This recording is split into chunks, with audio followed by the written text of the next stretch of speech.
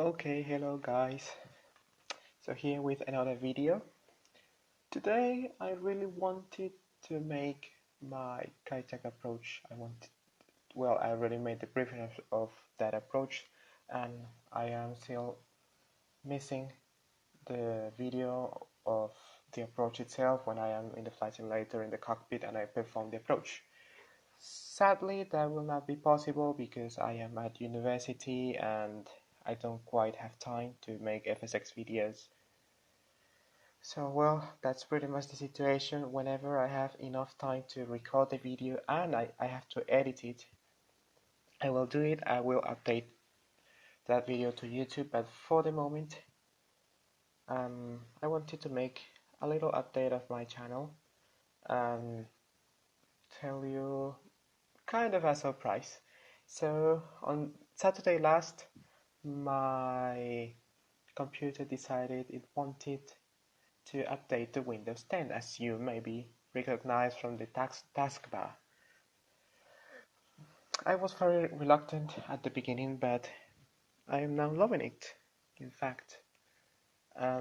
So I decided that I have a little bit of free time today, so I wanted to show you how is my FSX working with Windows 10, because some users report FSX not working in Windows 10, but in my case it works perfectly, even better than in Windows 7. I have to say that. I was very surprised. So, what happened? So my computer on Saturday, it updated by itself to Windows 10. I had no idea. I just was working and it restarted, and then it said it was upgrading to Windows 10. So I decided to give it a try, 3 weeks. If after 3 weeks I didn't like it, I will return back to Windows 7. So after the update, well, I recommend you go to all your settings. So go to settings over here, open this, and go through every one of these options. Systems, devices, internet, accounts, everything.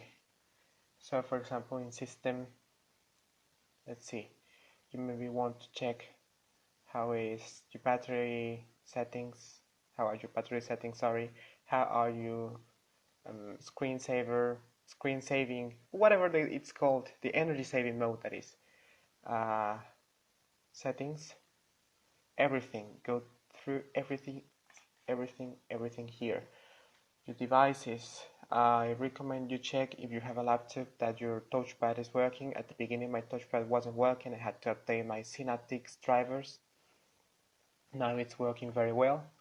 In fact, I'm recording this video with my touchpad now with a USB mouse.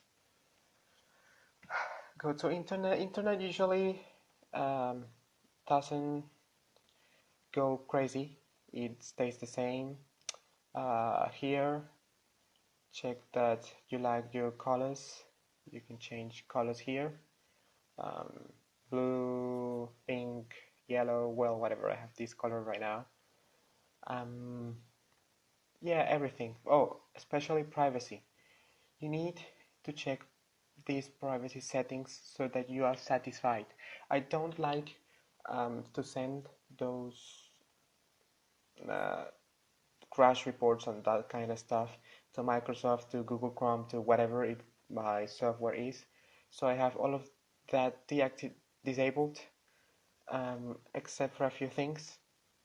Check all that. As you can see, I don't have Cortana. I don't know why, but I don't care. I could just open this and type by myself. I'm not that. I am not that lazy. Privacy. Oh, this update. I recommend you go to advanced settings and check this notify for restart, for reboot, and well, a bunch of stuff. Also, you want to go to the control panel and go through some settings here, maybe energy options, graphics, sound. etc. Especially, I had, well, I already talked about my touchpad not working, but in addition, my sounds were terrible after the upgrade. They were very flat. There was like no distinction between the high tones and the low tones.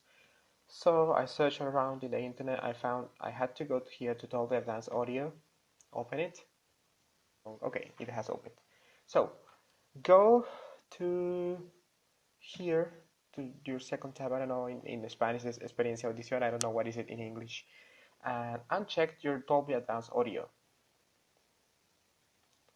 That will get you the audio you had before in Windows 7. Or I don't know, Windows 8. I had Windows 7 before. This was checked after the upgrade. I unchecked it, and now my sound is working good. Okay, what else? Then after you have gone through all your settings, in the settings app and in the control panel, you need to check that every application is working correctly. If you have Excel, Word, PowerPoint, your web browsers, Photoshop, After Effects, Sony Vegas, everything. Try to go through every application you can, fiddle around with some button settings, and try to see if everything works. If something doesn't work, try to fix it before moving to something else. In my case, every application worked, but FSX, as always. FSX and its troubles and its issues. So what happened in FSX? In Windows 7, I use Radeon Pro for my anti-aliasing settings. However, for some reason, I had a d3d9.dll crash. Let me just write that.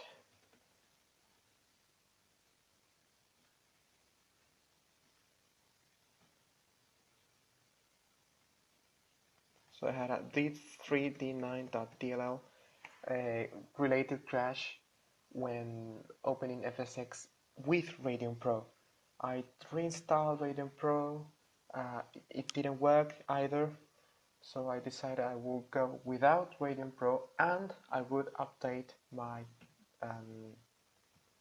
video drivers. My video drivers, they were Catalyst something. I don't know what version of the Catalyst. I searched on the internet, I found that there is a beta driver called the Crimson something, well, whatever, AMD Crimson, search for it, you will find it. It's a beta version, I think it's the 15.7. I upgraded to that. This is more or less how it looks. And from here, I am managing my anti-aliasing settings for FSX, as you can see. And it works pretty good, I must say. I am getting, for instance, in airports where I was getting 15-20 FPS, now I am getting between 5 and 10 more FPS. It depends on my cloud settings and on the airport and on my weather settings and everything, but overall I have gained around 5 frames per second, and that's very good. In fact, note here, I tried reshade, but what happens is that I lose those 5 FPS, so it's something for something else. I either don't use reshade and gain 5 frames per second, or I use it or lose my 5 frames per second. I have decided for the performance. If I need to record something, I will maybe use reshade, but for the schedule flight simming, I will leave it off, my reshade. But it's great. It's better than SweetFX and NEB, I must say. Okay, so after all this stuff that I checked, my FSX settings and everything. I made a test flight. Everything worked correctly. My joystick is working correctly. My audio is great. My graphic settings are better than ever. And well, that's pretty much it.